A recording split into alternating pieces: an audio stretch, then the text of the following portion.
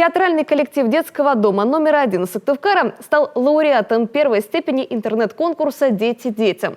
Спектакль «Страницы истории», посвященный Великой Отечественной войне, стал лучшим в номинации «Драматический театр». В отборочном туре конкурса приняло участие более 1700 человек из 55 регионов страны. И теперь ребята готовятся к финалу Всероссийского инклюзивного фестиваля, который уже в ближайшую пятницу пройдет в Подольске. С юными артистами встретилась Елена Кононова. Это значит 30 убитых на 2 метра земли, 28 тысяч убитых ежедневно. Это значит, каждый 4-й житель страны погиб. Если в стране по каждому из погибших объявят минуту молчания, страна будет молчать 51 год. Скорбь и трагедия в каждом слове, каждой цифре. Арина Гуляева в роли девушки-рассказчицы говорит, вначале было очень трудно даже читать.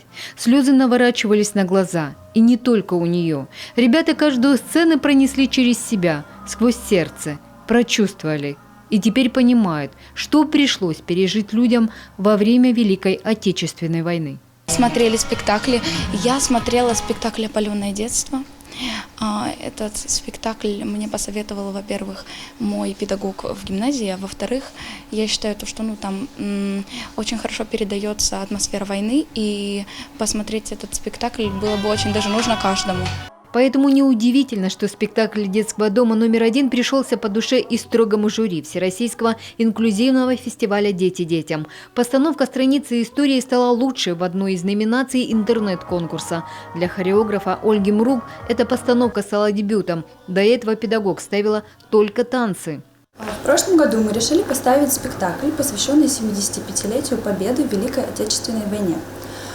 Дети и педагоги долго готовились, вложили в этот спектакль много сил, но, к сожалению, из-за пандемии показать нам его не удалось, и мы решили отправить его на Всероссийский инклюзивный открытый конкурс «Дети детям». Это конкурс талантов для детей с особенностями развития, для детей-сирот и детей, оставшихся без попечения родителей. 2 косички, ситцевые платья, совсем как в то военное время. Свои костюмы юные актрисы шили своими руками. Постановки ребята и танцуют, и поют, и читают стихи. Каждая сцена – маленькая история о большом подвиге и сильном духе советского человека, о любви и верности. Я обычный мирный житель, обычная девушка, которая тоже не знала, что война начнется.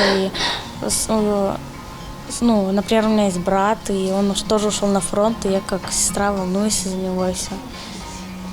И потом узнаю что он все-таки пришел с войны и радуюсь за всех остальных, и если, например, что-то плохо, то поддерживаю их.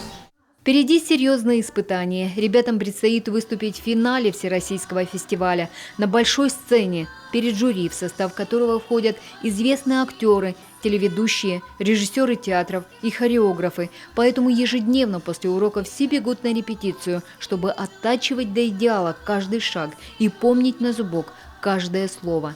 Елена Кононова, Олег Жуковский, телеканал Юрган.